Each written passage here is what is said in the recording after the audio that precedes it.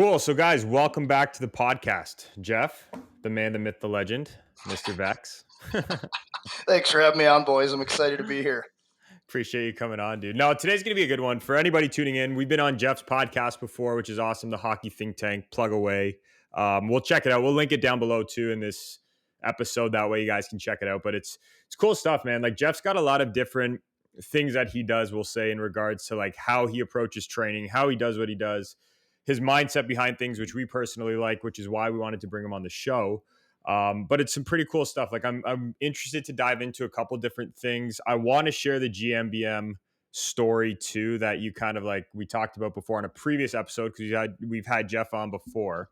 But man, for anybody new kind of coming in and tuning into this episode, teach us about this give more, be more mindset. And then I also want to talk about a post that we saw you kind of put up the other day with your mini meet there that graduated into a full meet.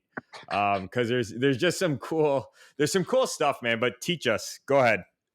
Yeah, I mean, I lived my life in a way where like I was never the best player naturally. Like I had to work hard to make teams. I had to work hard to make it to AAA. I had to work hard to make it to Junior A. I had to work hard to get into the lineup in Junior A hockey. I had to work all the way through my third year of juniors to get my scholarship after Christmas, which is super late into your third year. You know, most of my teammates had committed.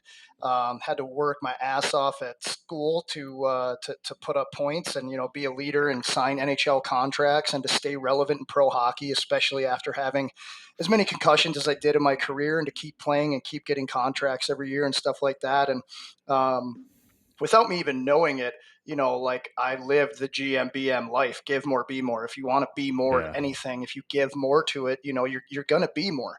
And so I remember I went to like this supplement conference out in Arizona, my first year after retirement. And, I thought going out there was going to be like one of those things from the movies where everybody's like standing up in the crowd, like, hallelujah, praise. And you know what? Man, the big churches, right? Right. Kind of like that, but within a supplement company. And I thought it was going to be cheesy. And I'm not going to lie, there was a little bit of that with this company. But all of the people I met over the week that I was out in Arizona, they all truly wanted to help people be healthier. And it was such a positive environment. And I was like, man, like I just want to keep living in this way. And I want to affect positive change in as many people as I can. And I remember my flight got canceled. And so I was like the last person in town walking around downtown. I don't even know where it was, Scottsdale or Phoenix or somewhere. And out of nowhere, I find this like little oasis of a business park amidst the downtown. And I just sat there for like 2 hours on this park bench because it was cold in St. Louis. It was warm in Arizona. So I was enjoying the sun and just listening to the water. And I know this sounds like hippie stuff, and just thinking about my life and the direction I wanted it to go. And I was just like, I want to be more for my parents. I want to help them get healthy. And just somehow in my head, I thought of like GMBM, give more, be more. And I called a tattoo shop that I found on Google that was like a mile away. I walked there. I got give more, be more tattooed on me. And then I started a clothing company right when I got back for it. And when I got my gym, I had it hand painted in my gym. Like I have hats, all this stuff. And now I just try and tell my guys, like, whatever you want to be, like you have to constantly be giving to that obsession, to that goal. Yep. Like, and if you're not, there's somebody out there who will, and they're going to do better than you at it. So like, if you want to be more, you've got to give more. And man, not just that, like that. First off, that's bang on. Because even what Chris and I were talking about too, like, and we've had this discussion before about it, but like the selfish to be selfless kind of debate, right? And it's so misunderstood because I feel like a lot of the times that people don't really understand like what that means. Like it's not being a negative, asshole and saying like don't worry about anybody else, but it's like you really have to put so much more into yourself in order to actually be like something and give something. Like it's funny. The other night I was lucky enough to go to an event where we were meeting with a bunch of different like just CEOs and masterminds at what they do, experts, like people who have built, man, billions of dollars of wealth in their life. And it was interesting to hear them and like kind of because it was a big room powwow thing and like all of them were talking about it, but they're like, my morning starts with me. Like everything I do in the morning starts with me. Like I might have 4 companies on the go at a time. I might have this marketing project, might be doing whatever. Like some of them were talking about lawsuits, but they're like the most important thing that we do in the morning is focus on ourselves, because it's like, then I can work on myself, then I can get better for myself and be better for others and so on and give. And it's like, I don't think people realize the whole working on yourself thing. It is good to be selfish, right? Like, I'm not saying to be selfish in a way that you can't help other people, but I'm saying be so hard at working on yourself that the rest kind of takes care of itself. And that's what resonated with me, man, in regards to your message, because it's like, it's exactly what we're talking about, right? It's like, if you give more to anything, including yourself, you're going to have so much more to be for other people, right? And it's like, I I think to- we I get to- caught up in the trap of that, you know? You're right, and I am a huge proponent of that kind of mindset of, sometimes you have to be selfish to then be selfless. I mean, think about like, anything. Like I look back on my pro career, and like I said, like I had to work really hard. I wasn't one of those like supernaturally talented guys to get to the highest levels. So Hmm. like there were times where I told my family in the summers, no, I can't go on vacation with you guys. Every summer, I'd be like, Yeah. no, I'm sorry. I have to stay home. I have to do this so that I can be a better teammate and be good for my team. So I had to be Hmm. selfish so that I could, be in good shape and be ready so that I could be a great team player on whatever team I was playing the next year. So there's like I had to be selfish at one point to be more selfless as a teammate during the season, be a better teammate, be able to put out a better product on the ice, make the teams I was playing for more money because better, you're doing better in the standings, more fans, all that stuff. That's like a simple like little example of it. But if you're a coach, you might have to go out of town to coaching seminars to learn how to Hmm. be a coach and miss a weekend with your wife, family, girlfriend, whatever, but you will be a better coach and be better prepared, better equipped to be a great coach to whoever you're coaching. You just got to find where it makes sense for you. And I love what you said about, successful people in the mornings. It's funny. My girlfriend, we moved in together like, I don't know, over a year ago or whatever. And Hmm. she's a big time social media influencer. And every morning she wakes up early and she's almost like, don't talk to me for the first hour I'm awake. Like I have to focus on, getting myself into a good headspace. I have to, Yeah. check all of my emails from companies I work with and people who are messaging me about my online training. Like I need that first hour of the day for Oh me. yeah. And I'm like, I totally get it. And if that's going to make you a better you, which then means, you're better to me Hmm. and there for me the rest of the day, I'm all for it, Yeah. and I live the same way. Man, and not just that, but like, it's interesting you say that too, because I feel like there's so many different like morning routines and systems and setups that people have, but one of the things that keep coming back to the most, kind of like your girlfriend does, and I'm sure all of us, in this podcast to some degree do, but it's like, it's truly getting intentional about what you want for the day, because I feel like so many people think that the universe kind of just like, oh, the universe gives to me, and it's like, okay, that's a great way to think about it, but let's be real for a second. The universe gives back to those who look for something. That's really how it works, right? And it's like, if you're not looking for something, man, it's never going to give it to you. Like, there's never been a point in time where it's just you meet the wall and all of a sudden it's like, hey, you know what? This thing that you didn't even know is there, it's here now for you, and you just take it. Like, you have to. There is an art behind manifesting this stuff every day. You know what I mean? And I'm not talking like where you sit there and talk yourself off a cliff, but I mean like where you actually sit there and get intentional for what you want. Because even with your athletes, man, like, and just seeing kind of the stuff that you do with them and seeing the way that you are with them, like everything you do, man, is deliberate and intentional, which is great. And you can see that that kind of translates over. So I have two questions for you. First one, see, this is interesting. So, do you believe that this whole kind of skills that you learn in sports transfers to professional life? Do you believe that's a natural occurrence, or do you believe it takes a skilled coach to push that? I mean, well, I think that everything you're doing, and I love everything you just said. I was watching a Marvel movie last night, and it was like one of the new ones, like the Legend of Shang-Chi. I don't know, but they had this like Chinese prophecy in it, and they said to one of the characters, "Aim at nothing, and you'll miss everything," or something like that. Aim at Yes. nothing, you'll hit nothing. I think that's what it was. Aim at nothing, hit nothing. And so, like, I look at it that like I obviously my goal growing up was to play in the NHL and make millions and millions of dollars and then chill the rest of my life. Obviously, that would be a great Yes. life.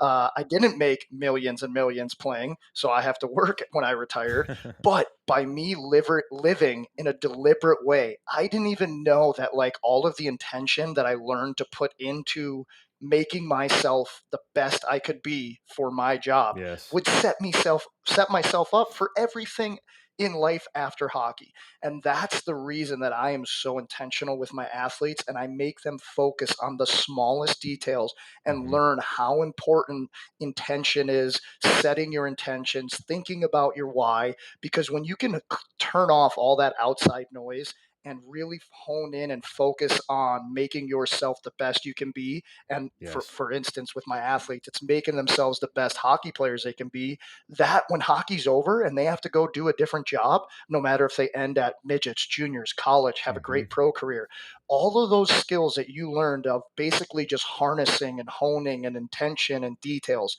that will 100% Yes. translate to life outside of the game, whether any sport, doesn't matter what sport you're playing. Yeah, and man, that's a big thing too, right? Like it's all about identity at the end of the day and who you choose to be. It's interesting, man, because if you truly look at like let's say you have an idol in sport, in hockey, basketball, football, whatever, and like you look at them over the course of 5 to 10 years at a time, you will notice that every single like chunk of years, like those 5 to 10 years, they're constantly just reinventing who they are, right? And it's not like this intentional practice, but it's like, well, I'm sure in some degree, but it's like they do it through the output of skills in sports, right? Like somebody who used to be a fast, player up and down the court in basketball, for example, might have to adapt to more of a range shooter if that's the case, right? And it's like this constant adaptation of who you are might be different in regards to the output, but like who you are on the inside and those details and the habits and the little things is like it's everything, man. And it's so simple because people don't realize you've got to condition this shit just like you do in the gym, but for your mind, right? It's like you've got to read the GMBM every morning. You've got to like read the incantations every morning. Like it's conditioning yourself and it works. You know what I What, mean? dude? Like, I am so living proof of this, which is why I'm so Yes. passionate about it. Like, my grandma used to leave me notes on sticky notes whenever she would leave. You should come and visit our house, and then she'd leave, and she'd leave me sticky notes. She would write me letters and send them to me, and I would leave them up on my mirror, and I would read them every morning. And then that turned into me writing them myself, constantly writing my goals. I mean, if you guys look, I'm sitting in my girlfriend's office, but I have this board here. It says I will, and it's all There it these is. things that I'm trying to accomplish. These are all Yes, people man. I work with and things I want to do. And like, I read this stuff every single day. I think about it every single day.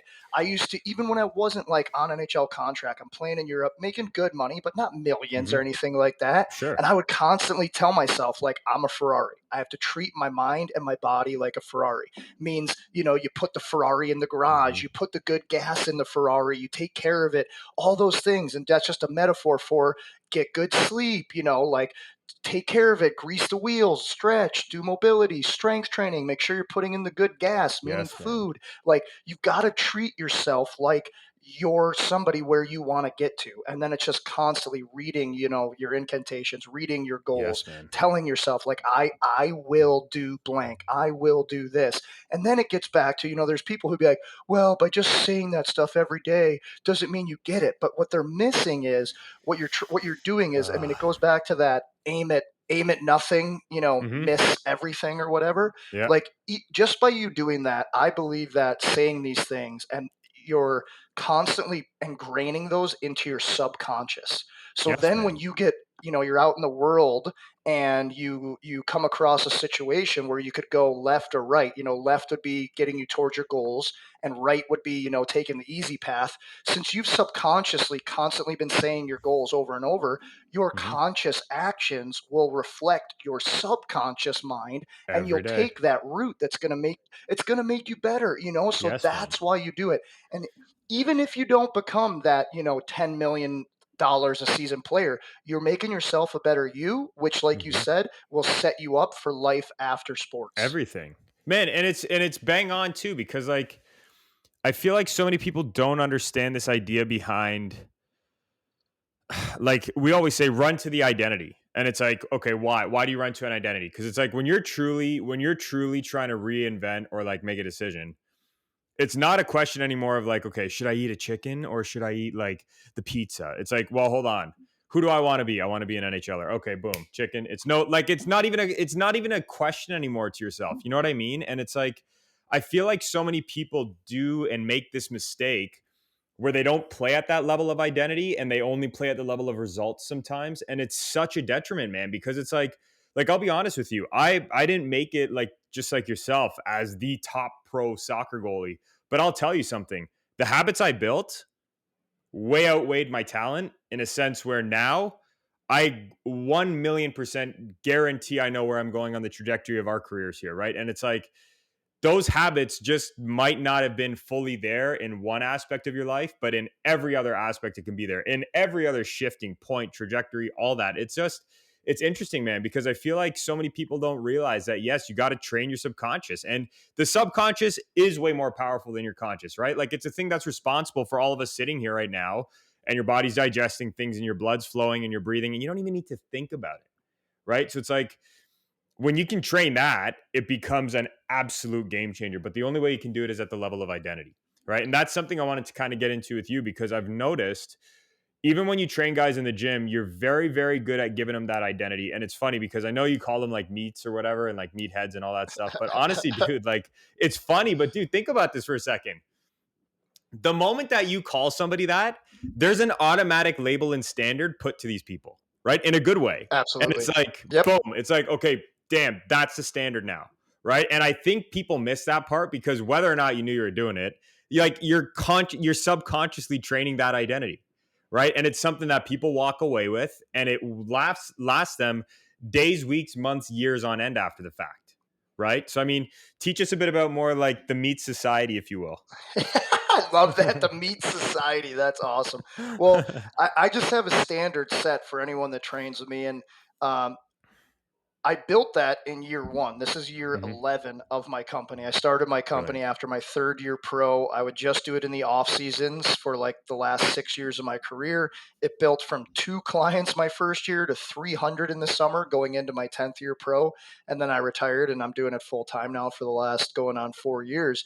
And I had a standard set. And at a certain point, probably like 5 years into my company, I was lucky, I guess, in a sense, but not lucky because I built it. But it was like, okay, I will cut you guys if you come and you're not 100% Hmm. every day because I know that you're hurting yourself. Like, I don't need to waste my time. I was making Hmm. good money playing pro hockey. I didn't need to do that at that time. So it was like, if you're going to train with me, we are Hmm. going to train 4 days a week. When you come in, you have responsibilities to me, but to me is actually to themselves. I was Sure. making them learn how to have responsibility in their own preparation, Yes. mindset, work ethic, cool down, taking care of everybody, all of those things. So like now it's I have this culture that I've been able to build and the boys have built with me and the girls that Hmm. train with me. And now it's just that standard. So like, when you work hard, you get stronger, you get smarter, we get better, we take care of the body. Everybody called me like a meat stick when I played because I liked working out, which Hmm. is funny because like I don't work out the way that like meatheads in the real Yeah, man. world who Like we think of like a bodybuilders. bodybuilder. Yeah, Yeah. like we don't train like that. We get super strong, but we focus on athleticism in my gym and stuff like that. But like now that standard set that like if you train with me, like you're one of the meats and you're dialed in. So like if you're with Hmm. me, you better be dialed or else you're cut because I got a line of 100 people who are looking to train with me.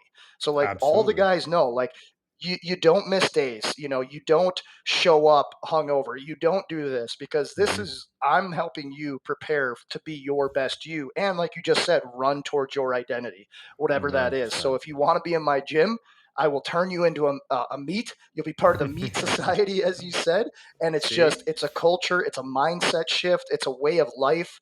Yes. Anybody who comes to me, like my biggest thing is like I think I'm a good strength coach, but I think I'm better, even more important to these guys at the mindset that like Hmm. if you're gonna work out with me, like we're gonna change your life. And Jeff, when you see that like with the standards in your gym, do, does it spread to the other like athletes in there? Like I know you have that standard, but then when you see that with the other Oh yeah. guys, like they just hold it to themselves, right? Well, yeah. So like I'm holding them accountable. They're holding themselves accountable, and then they also hold each other accountable. And that's like Yes. something in the beginning of the off season every year we talk about. Like I don't there's a million ways to skin a cat. And like I look at psychology a lot in training. I look back at my career. I don't really know too many people that respond as well to negative reinforcement and like Hmm. crazy negative criticism. That doesn't mean there's not a time and place for those, because Sure. there is.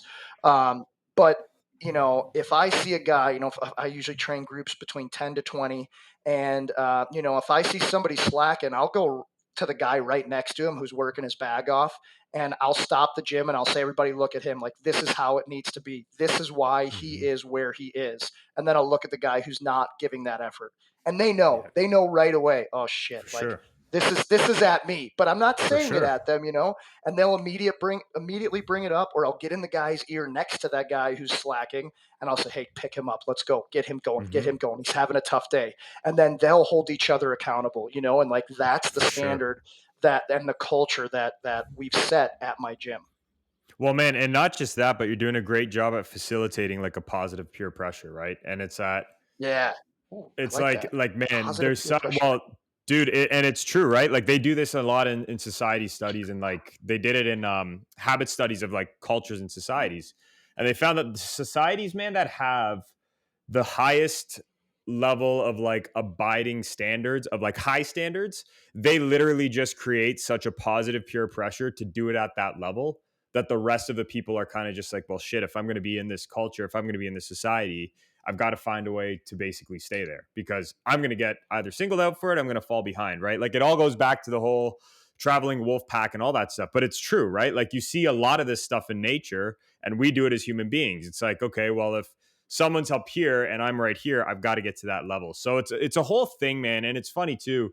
There's a really good book. It's way back from the 80s. I think it's called Red Gold or Gold Red, Red Gold or Gold Red. But anyways, it talked about Russia when they used to be like, they were dominating in the Olympics in a certain like span of time for like 8 years, I think it was. And they looked at the psychological tactics that these guys used, and it was like, man, it was everything to do with this like positive peer pressure, like this identity shift and focus, this motivate. Like, man, it's very, very interesting.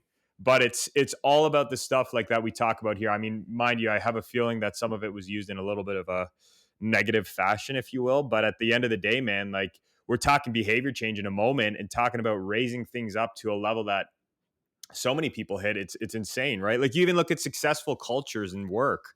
I mean, the ones that don't really have that positive peer pressure, not where it's like you got to call somebody out, but I mean to a point essentially where you're looking at other people to say, hey, you know what? Like if you're not at that level, you're kind of going to fall behind. Like this is the standard. It's a great thing. Even in psychology, with some kind of principles that are out there, using a third party in your head to say like, like what would so and so do? Like I remember in school, being a religious like Catholic, it was always like, what would Jesus do? You know what I mean? And it's like if you can flip that, but it's like, what would the NHLer do? What would like the footballer do? Like all that stuff, man. I'm telling you, there's so much power in that people kind of neglect. You know what I mean? So I it's love that. interesting. But coming I into another love that. topic I And wanted to get into you with, man, the mindset of coaches. Where are you noticing that like that's kind of going in regards to coaches themselves, how they're feeling? Like I know that we just kind of looked at a big study on coaches burnout, and that's something that's really high right now. Like teach us a little bit about what you're seeing.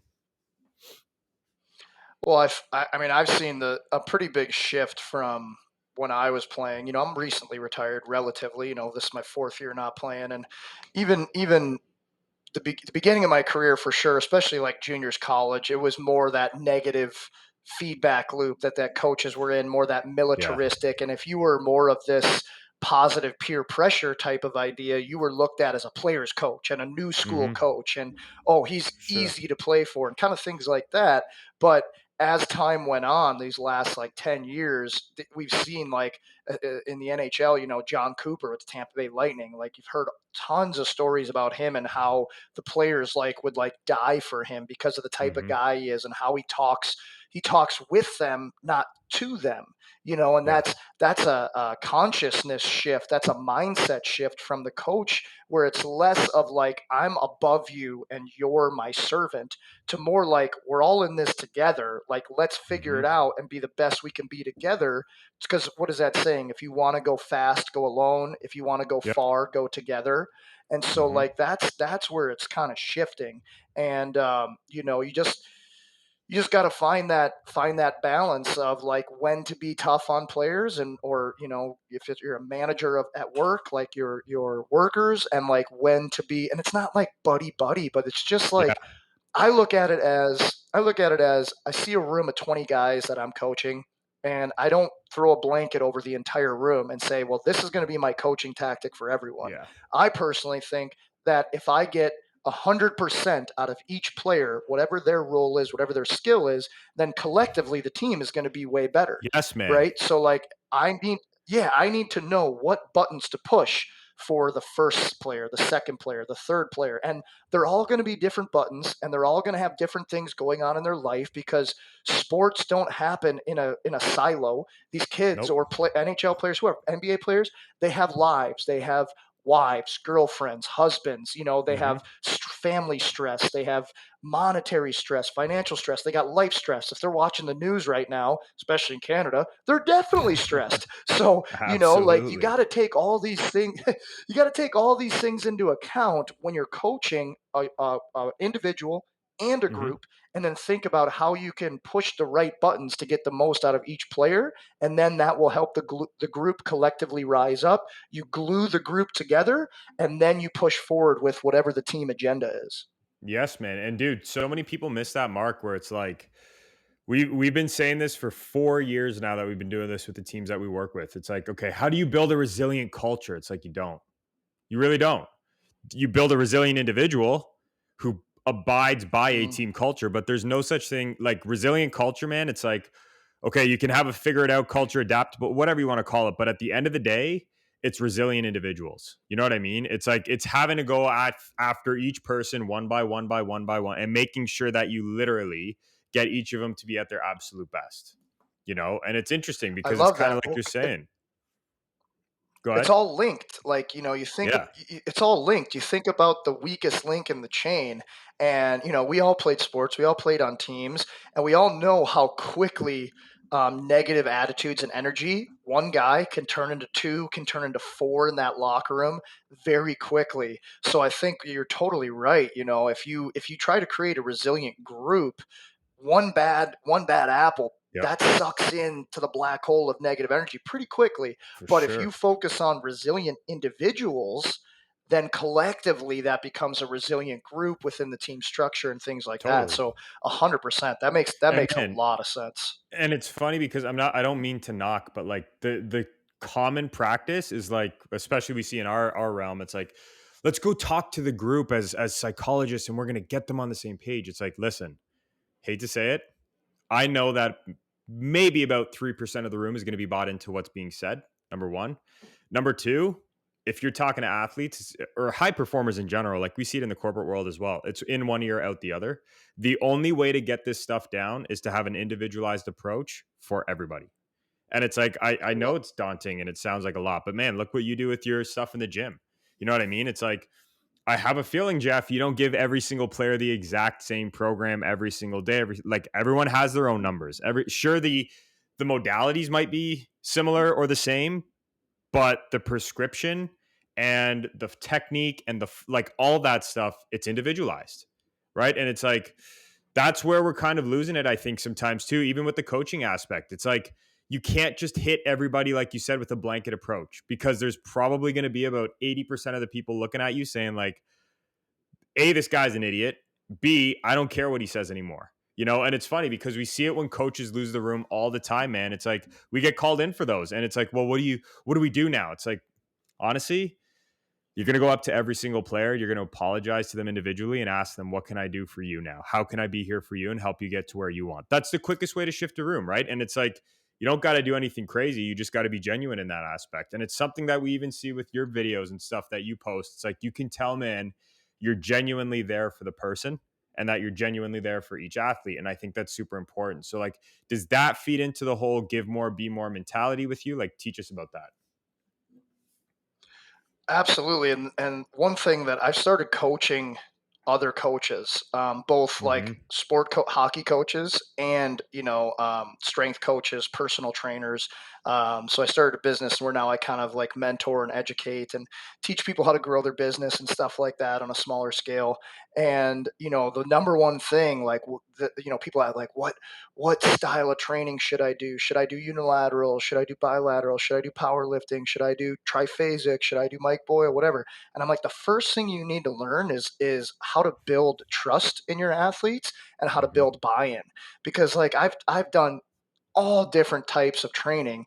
And if I give 100% buy-in to that system, I'm going to get better out of it. Like I am now. Obviously, there's going to be ones where you get better results Hmm. for whatever your goals are. But like, if you create the buy-in and you create the trust, and that person, athlete, worker, client, whatever player knows that you care and you are there for them, and your goal is to help them get better in every way you can, they're going to do whatever you say at 100%, and they For will sure. get better. So like that is so so important.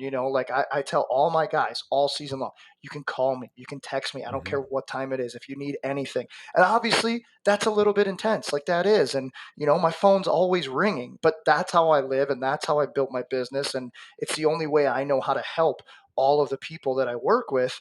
And I think that's why I get such great results, is because they believe in me Yeah, 100%. So they're going to do whatever I'm asking of them at 100%. And so for like sure. that's give more, be more from me to them and from them to me. So what's the initial kind of action that you take for that buy-in then? Like teach us a bit about that. Like, is Uh, there an initial convo? Like, what do you do?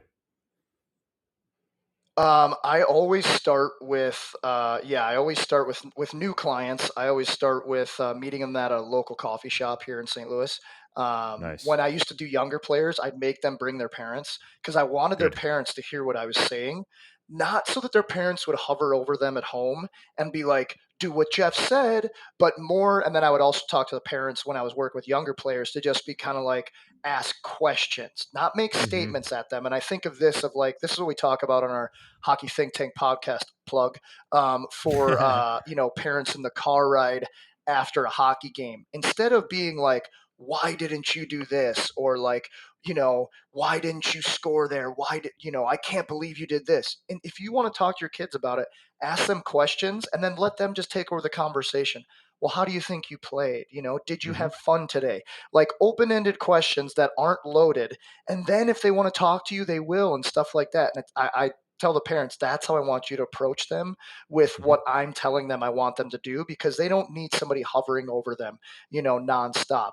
But Yep. yeah, so like we talk about like, well, what are your goals and this kind of thing, and where do you want to be? And I just be like, well, think about this. Like you live in St. Louis. How many good hockey players do you know in St. Louis? And they'll be like, a Right. lot. And I'll be like, okay, well, if you're trying to make it to junior hockey, you got to beat out everybody in St. Louis, everybody in Chicago, everybody in the Midwest, everybody in the US, Hmm. everybody in Canada, and now European players are coming over to the States to play in the USHL, the NA, the For BCHL, sure. all these really good junior leagues. So, like, you have a lot of people that you've got to outwork. So, letting them Yep. know and being real with them at like, this isn't easy. And if you want it, it's up to you whether you put in the work to give yourself the chance or not, and just being honest with them and then going from Yes. there.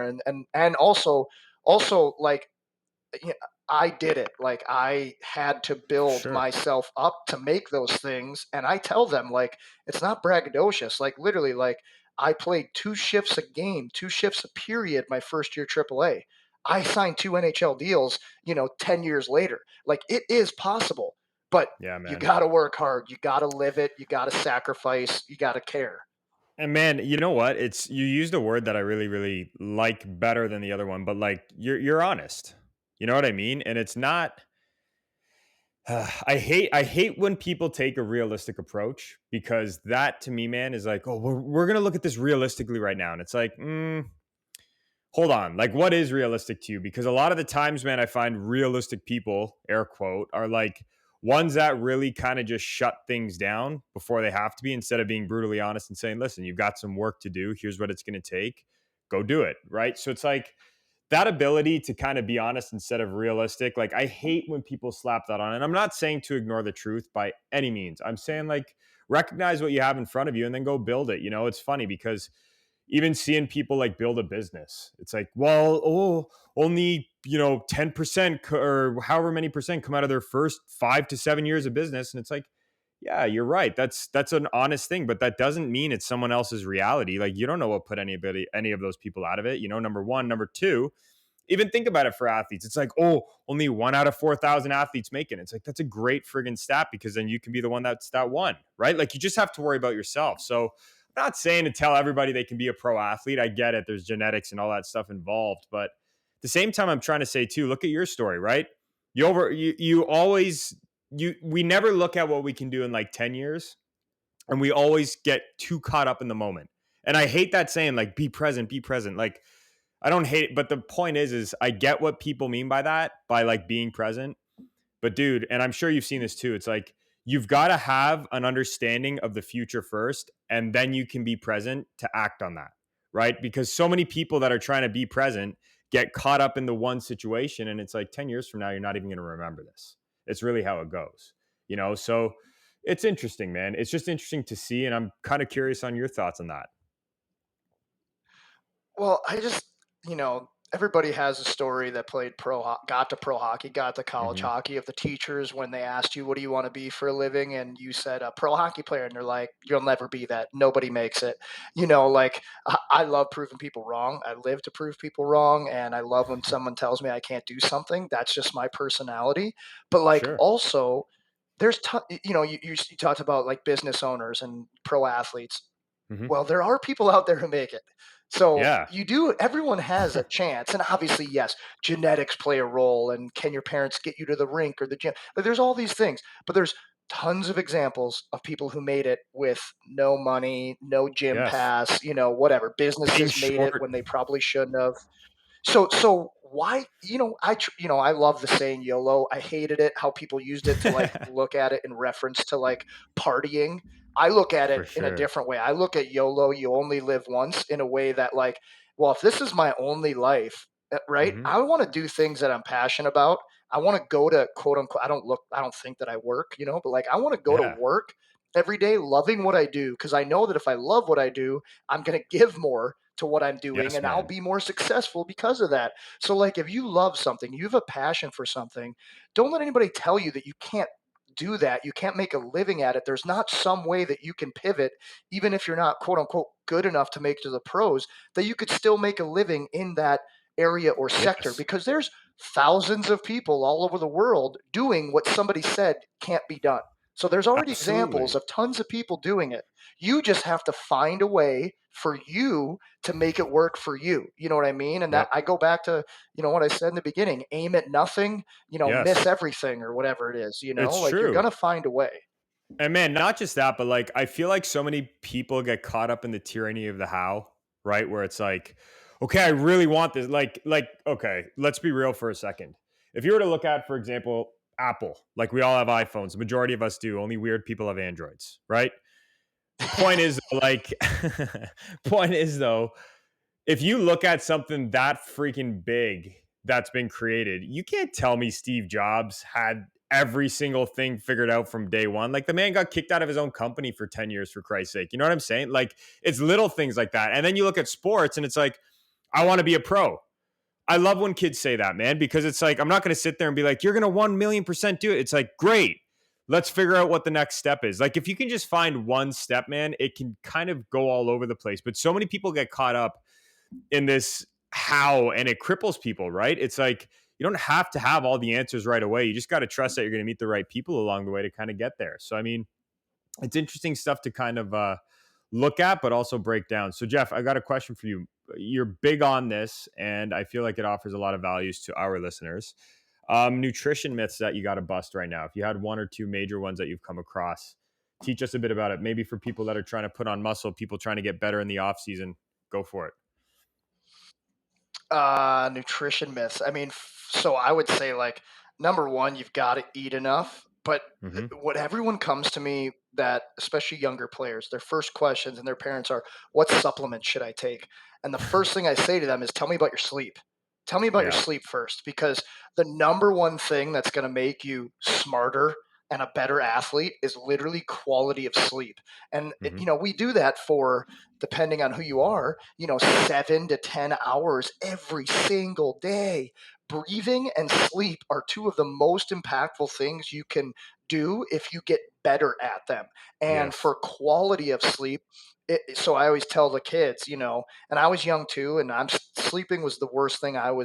My worst part of my professional athlete journey and bettering myself has always been trying to sleep, be Hmm. better at it. But like sleeping from 1 a.m. to 10 a.m., that's 9 hours. That is not the same as sleeping 10 p.m. to 7 a.m. They're both 9 hours, but they're Hmm. not the same. One, you're going to bed super late. You're probably eating later into the night. You're waking up way past the sun rising, so your circadian rhythm is off. You're going to Yep. miss at least one meal, possibly two. Like I'm somebody who eats every 2.5 to 3 hours ish. So Hmm. if you're waking up at 10 and you're not eating until at least 10:30, versus a kid who's waking up at 7 and they've already had a meal, they worked out, and they've had their second meal, maybe even three, a post workout shake and a meal after. Like you're behind the eight ball compared to that person. So for Hmm. multiple reasons, like right there, like better sleep, turn your phone off. I made a post on Instagram recently about making a phone bed. We had Yep. somebody on our podcast tell us about him having his clients do that. He's a resiliency mindset type of coach as well. Hmm. So I did it for my girlfriend and I, because I use social media a lot. I have thousands of clients online. I got hundreds who are texting me all the time. And so sometimes I need to put my phone down for a half an hour to be selfish and recharge and focus on my breathing and relax and stop looking at a screen so that I can pick my phone up in 30 minutes or an hour or 2 hours and be selfless again the rest of the night.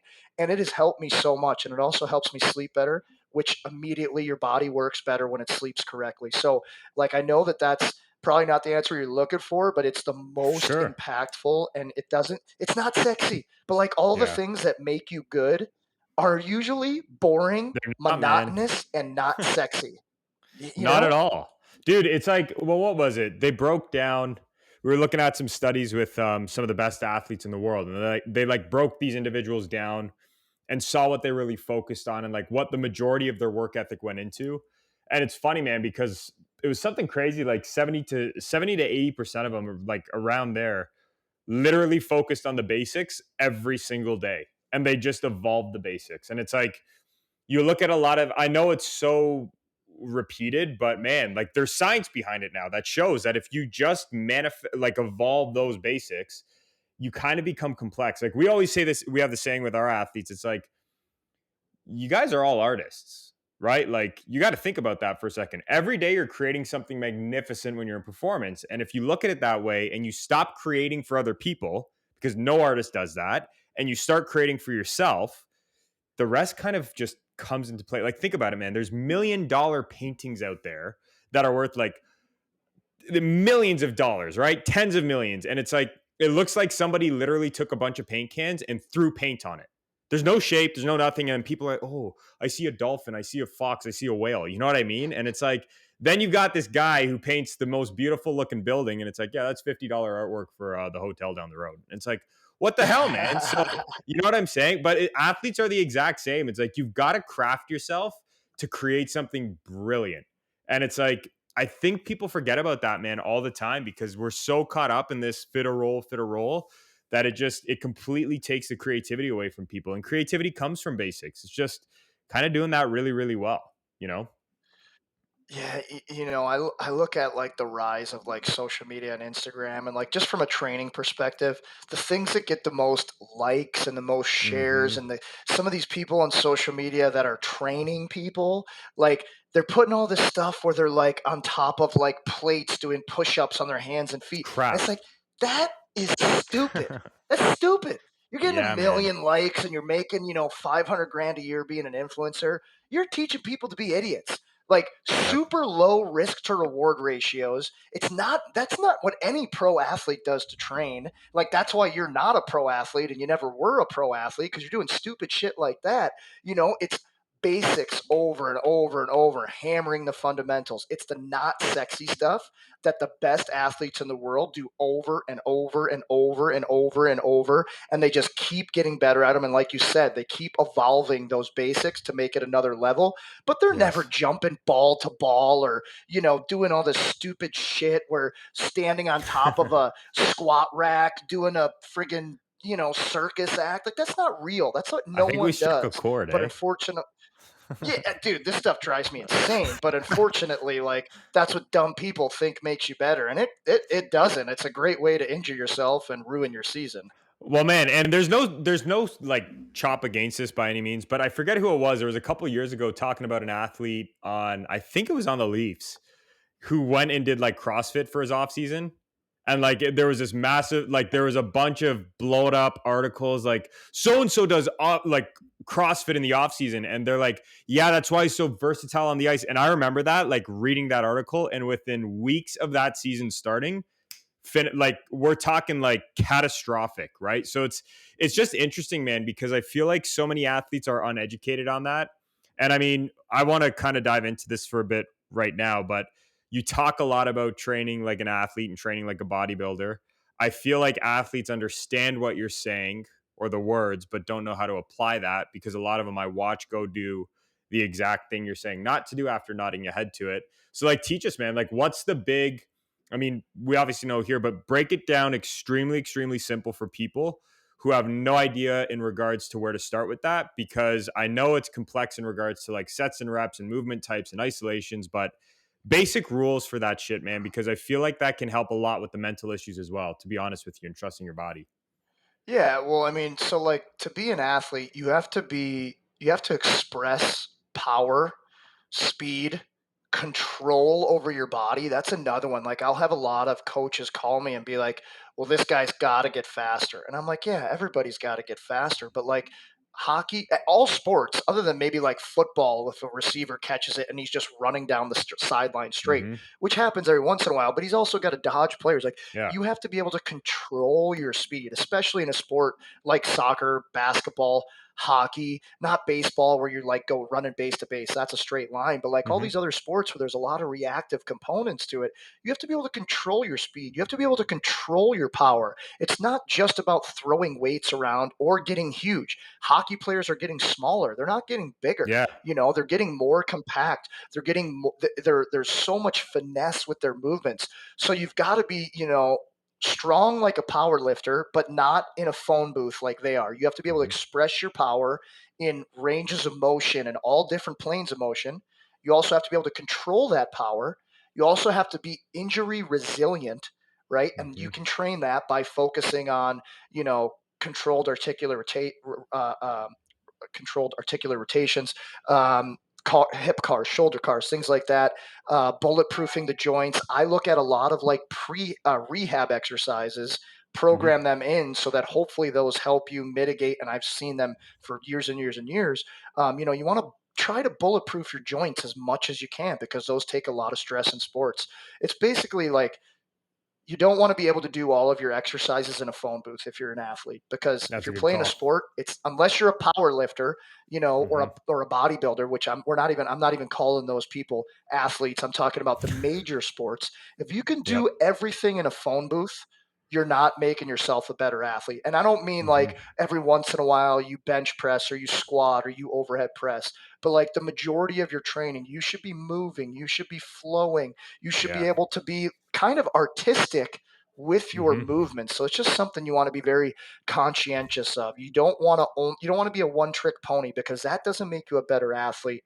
And my main philosophy, if I was going to break it down to one sentence, it would be better athlete, better hockey player, better athlete, better basketball player, better Mm-hmm. athlete, better baseball player. So you want to work on the whole, not just get stronger or just get faster or just do this or just do that. We want to put it all together because that's how your sport is played. For sure. And like even with that, then I was gonna ask last major thing, but so this whole conundrum behind the CrossFit and all that kind of stuff, like I know a lot of athletes kind of cop out on that. The ones that don't really put their time in and do their thing. Or a lot of them also cop out, I've noticed, in just kind of training around the major movements, right? Like the bench, the squat, the deads. If you had to talk about how you've seen that negatively associate in regard to sport and in regard to performance and like the implications of that, teach us a little bit, Ooh, I have a great story. I tell all my please. athletes this who come to me, new guys who are a little bit older and have training under their belt, and maybe they play at a high level, and they train with like a more Charles Poliquin old school mindset, which is that bench squat dead type of thing. Mm-hmm. After my freshman year of college, I was a free agent. The Washington Capitals invited me to their summer development camp where all their draft picks go from the past few years who are under their first contract or about to be, and I was a free agent invite, and we did a ton of testing there, and I like was tops in all the testing on ice and off ice. But we did the bench press test, and so I think I did the second best in the camp. I was only 190 at the time, and I think I benched like barbell bench, touch your chest, 275 pounds. I think I did like 7 times if I remember correctly. So that's a lot of weight for a guy at 190 that's a hockey player. And Nicholas Backstrom goes 2 guys after me. He just got drafted 5th overall, was about to play his first year in the NHL, which I think he won Rookie of the Year in the NHL that year, or he was top 3 in voting. And he could not bench press 135 one time. That was my warm up weight that I could rep out a million times if I had to, right? And I remember watching him, and yes, of course, we are completely different players. However, I Mm-hmm. remember watching him and go, holy shit, this guy's the 5th overall draft pick in the NHL. He's 2-3 years younger than me. He can't bench press my warm up weight. I'm training the wrong way. And then I had Mm-hmm. a talk with their strength coach running it all. His name is Jack Blatherwick. He's a very, very famous strength coach for USA Hockey. He was a strength coach for the 1980 Olympic team. And he's the one who told me, if you can do all of your training in a phone booth, you're doing it wrong. And right there, I completely changed the way I was training. I was like, whoa, whoa, whoa, yeah, yeah. And immediately I started, getting outside of quote unquote the phone booth and doing more movement Sure. and things like that. Immediately on the ice, I felt so much better. Before that, yes, I was powerful. I was always one of the fastest guys on the ice wherever I went. But I felt like I was kind of stuck on train tracks. Yeah. Like if I had to move quickly out of that linear speed, I didn't have control over my body because everything I was doing was like on train tracks. And as soon as I started to get outside the train tracks and get uncomfortable and stopped using barbells and used more kettlebells, dumbbells, bands, I immediately had more power, more strength, and most importantly, more control over my power and Interesting. strength. And my career just went straight north, straight north. And I literally attributed it all to that and Mike Boyle learning about how he trains his athletes. Like he's the godfather of hockey training, I Mm-hmm. look at the gold star. And after reading his book, Advances in Functional Strength Training, completely changed, even more of what I was doing. So I would say any athletes out there, for the most part, I would say if I just had to throw a number, I would say like 90% of your training should be with dumbbells and kettlebells, and 10% should be with barbells, maybe even higher, maybe 95-5. Like as far as Interesting. I wouldn't classify using a landmine as a barbell exercise. I mean Sure. like a back squat bilateral, bench press bilateral, deadlift bilateral, overhead press bilateral, because you're stuck in fixed planes of motion and you can't rotate at the joints. So like if you look at old bodybuilders, their shoulders all mangled. Their hips, knees mangled, ankles mangled, like back mangled, because they're in these fixed planes of motion from always using barbells and machines. Once you can move and you can move in all directions, your body moves how it was meant to, and you feel better, you perform better, you express the skills necessary. I love that. So, man, wrapping it up then, if we had to leave guys with one major thing, guys and gals tuning into this, what are you going to leave them with? I'd say, look at the best players in the world at any sport, or if you're in the working world, look at the people who you look up to and look at what they're doing. Look at who they listen to. Look at who influences the way that they live their life. Now in all sports, like gone are the days of 50% or more of the pro athletes are just getting by on God-given talent or Hmm. their innate abilities. Now, I tell all my guys, look up how like Kobe Bryant took care of his body and his sleep. Look at JJ Watt and his sleep regimen, Michael Phelps, LeBron James. Like, look at what they do. Like, obviously they have economic means to pay for a private chef and sleep Hmm. coaches and mental coaches and stuff. But you can also do that on a smaller scale until you get to that level. You can work with a Matt Calderoni. Sure. You can look at what they're eating and learn about that and read books for $10 on nutrition. Basically, invest in yourself. If you're going to Hmm. tell everybody, I want to be a junior player, or I want to be a college player, or I want to be a pro, don't just talk it. Yeah. Actually walk it, because in this day and age, you have Instagram. Follow me at Jeff Lovecchio. Free info. What's up? You've There you got go. you've got Twitter. You've got YouTube. You've got TikTok. You've got the book apps. You've got all of these things at your fingertips. So like, don't piss down my back and tell me it's rain and you can't figure this out, because there's free info everywhere now. And if you want to be Yep. your best you've got to invest in yourself with time and energy, and it will pay off. 150%, man. And it's a great way to close it, because I was going to say the reason that we push guys to Jeff is because there's a system in place, right? And it's like, to your credit, man, on that last point, there's so much. It's like we say about the mental stuff. There's so much good stuff out there, but giving anybody a tool without teaching them how to use it, it could potentially become a weapon to your own destruction, right? And it's like, being able to have that like system and someone who puts it together and does it for you and kind of teaches you the right ways to do things, that's the most important part to this. So that's huge. Jeff, thanks so much for tuning in. So let's quickly plug everything in. Teach us where we can find you.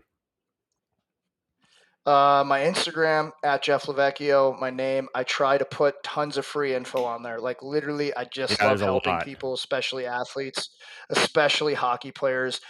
From there, you can go on my link tree. I started doing like advising calls for players, coaches, parents, helping them kind of get through the process of hockey, as well as performance coaches, personal trainers looking Hmm. to learn more about how to maximize your business online. You can also find my online training in my link tree on my Instagram. I have programs for people who are ex athletes who can actually do my workouts every single day with me, so you can get in the best shape of your life. I also have online programming for hockey players for the off season. My new Yes. 2022 will be out in about a week or two for the whole off season. Literally, it's hilariously cheap. My goal is to help as many people get quality training as they possibly can.